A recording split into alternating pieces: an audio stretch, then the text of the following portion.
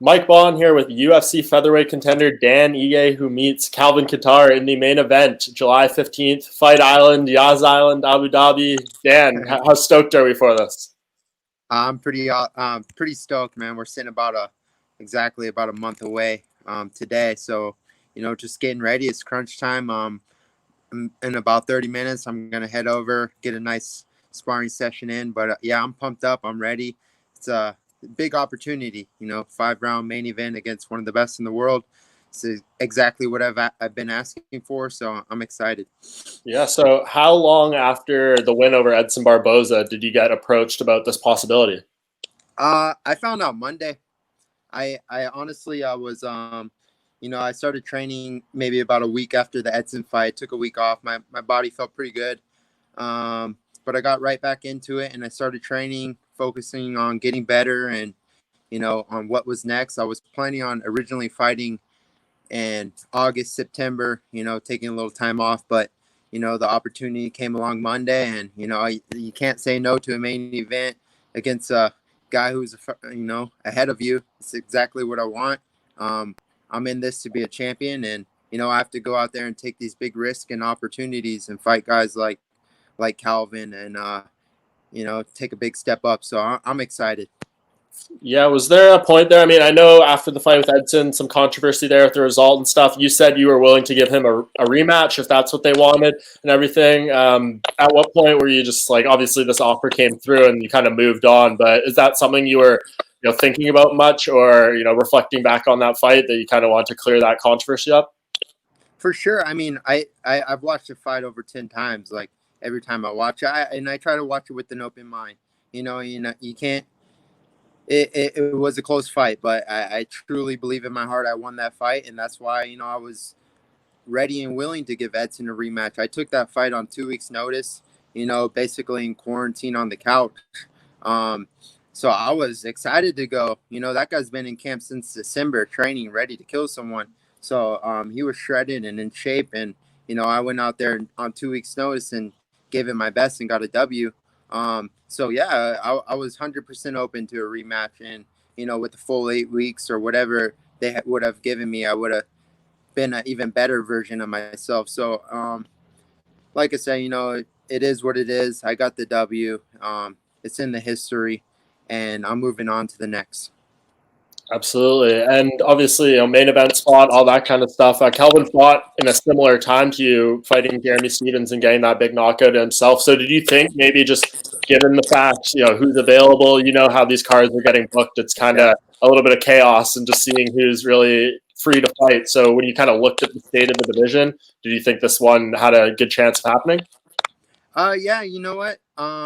Yeah, you're right. We did fight around the same time, and to be honest, in my opinion, he's a great fighter, and I gave him the benefit of the doubt. I believed he deserved, someone higher than me. But with the way the division is tied up right now, you got Max fighting Volkanovski, you got Zombie and Ortega probably gonna fight. Zabit and Yair is gonna fight. He's kind of left hanging right there because then the guys below him, he just beat Stevens. Who else? He fought Burgos already. Burgos and Emmett are fighting. I'm right there, and it's like he could either wait or stay active. I kind of in my mind, I didn't think he would. I thought he would maybe want to wait it out, but props to him. I respect that a lot. He's stepping up. He doesn't have to fight me, but he's stepping up, taking a risk himself, and taking on a guy like me. So yeah, big props to him. Yeah, so what do you actually know about how this whole thing is going to unfold? When are you heading over to Abu Dhabi? How much time are you going to have to acclimate to the environment over there? What's kind of all the specifics that go into this fight actually taking place on the 15th? To be completely honest with you, I have no idea. I don't. It's a little different from what I've heard. We might have a charter plane. Everyone has a hub. We'll all leave from whatever hub. For me, it's Las Vegas. On a certain given day. I don't know the day yet. So it's a little interesting. I'm curious to see. I know we have equal advantage and opportunity going into this. It's not like he was originally booked for this card. Same with me. So it's kind of weird. We're getting close, and I still don't know when I'm flying out, but it doesn't really matter. I'm gonna show up, and I'm gonna make weight. I'm gonna fight. Yeah, and you probably do have a bit of an advantage there too, living in Vegas, right? Like you know what the heat is like. It obviously gets crazy in Abu Dhabi. I was there in September for the Habib Poirier fight, so I got to experience a little bit of that, and it sounds like it's going to be even hotter than it was in September. Dude, yeah. I mean, look, right now I'm in Vegas right now. It's about 100+ degrees. But yeah, it's completely different. I was in Abu Dhabi as well with Habib, training up there last September, last year, and it was miserable. It was so hot. It was muggy. It's like Vegas heat, but Hawaii humidity. So I guess I'm used to both worlds. So it'll be a nice environment for me. Yeah, man. And I guess the element of 5 rounds there, how are you going to adjust your preparation? I mean, is it basically just, put your foot to the gas pedal for these however many weeks until you take off, and that's really all you can do? I've always told myself I was a 5 round fighter. I've never gotten the opportunity to show it. I do seem to come on better in the later rounds, and I find that second win, and I feel at the end of the third round, it's like finally I'm getting my groove, I'm getting my flow, but it'll be excited. There's really honestly not much you can change right now, especially given the amount of time and preparation we have, about 4 weeks, and scientifically, you're not going to make too much adaptations within 4 weeks. So I'm just going to train hard as normal, get ready and prepare, and be ready for 5 hard rounds. That's it. That's all I can really do and prepare my mind for. If we go out there and the fight finishes early, great, but I'm going to be ready to go 25 minutes regardless. For sure. And I know it's come together really quick here, but have you been able to take a second at all and kind of reflect on the journey that you've gotten to this point? I mean, you lost the UFC debut. I'm sure you were disappointed at that, but it's been all wins, all great results since then, 6 in a row, going to be 7 now. This is a pretty quick rise to an opportunity like this. Yeah, it has been quite a journey. It's been a little over 2 years, and I've just been on the rise since. Obviously off that first loss wasn't too fun, losing, but I knew it was all part of the process. I went back to the drawing board. I continued to get better. I continued to grow with my coach Eric Nixick, um, and we just we set a goal, and we established a mindset that we can't go out there and let guys take things away from us. So I've been on a roll since 6 in a row, thank God. I'm looking to make it 7 in a row. Calvin's no joke, but this is mine. I'm not gonna let anyone take it from me. So I'm just excited to get my hands on him. I have a lot of respect for a guy like Calvin. Obviously, he's a guy I called out after my last fight. I asked for the Calvins, I asked for the Yairs, the Zombies, all the guys that are ahead of me, and asking you shall receive, I guess, and here we are now. Main Yeah, event. it'll very much be part of that conversation if you get a win there. How many more do you think it would take till you are at a title shot if you get through this one? I mean, I can't imagine it'd be much more than one, maybe two.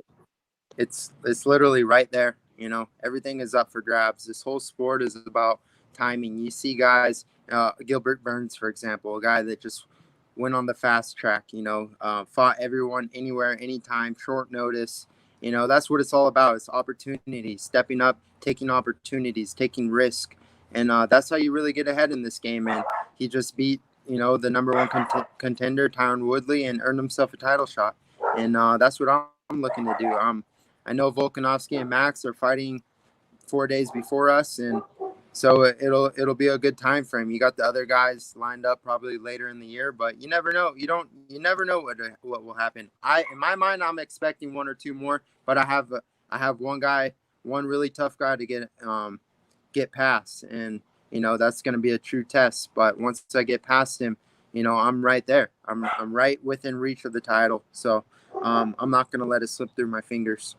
Yeah, do you think you'll go watch the fight? You'll watch 251, or do you think it'll be like too much, in your own space, cutting weight, doing all that kind of stuff, getting ready for your own fight?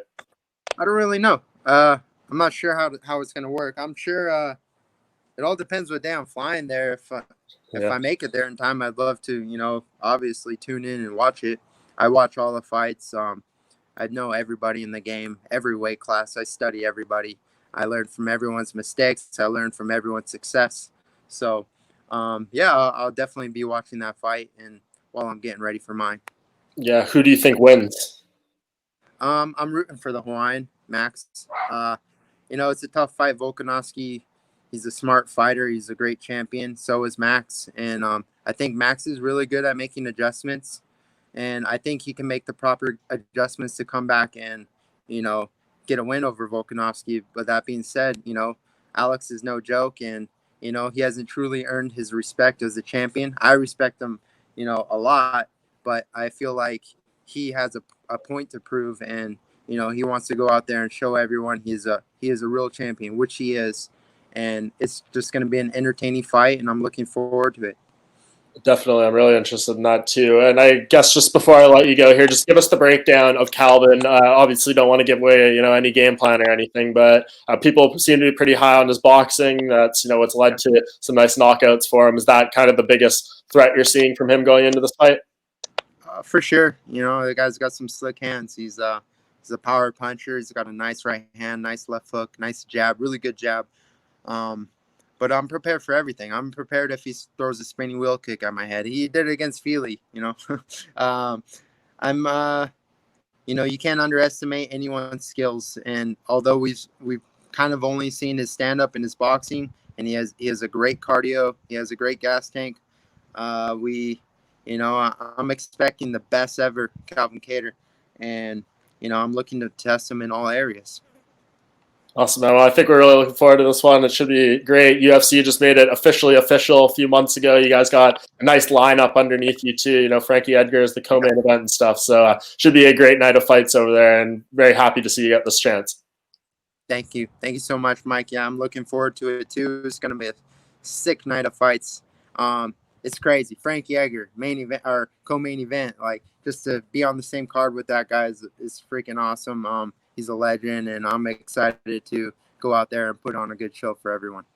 100%. Well, appreciate you taking the time, Dan. Get over there to sparring, and we will talk to you very soon. All right, sounds good. Take care. Take care, Mike.